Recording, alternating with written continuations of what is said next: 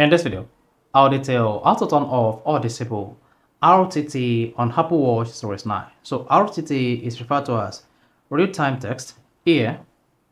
So if whenever you're making a phone call and you discover that your phone isn't nearby, then you can turn on RTT to receive real-time text on your Apple Watch. So if you want to disable this video is going to walk you through. So at the end of this video, you'll learn how to disable or turn off RTT on Apple Watch Series 9. So if at the end of this video, you found this video informative, please don't forget to like and subscribe. Now the first thing to do is press the 2 crown ones, then click on settings.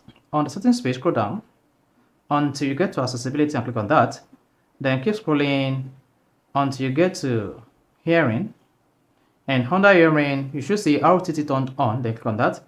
Then you should disable this. So once you disable this, you stop receiving real-time text on your Apple Watch Series 9, and if you open the phone app and then put a code through, you discover that there's no more option to use RTT on your Apple Watch Series 9. So this is how you can simply turn off or disable RTT on Apple Watch Series 9. If you found this video informative, please don't forget to like and subscribe.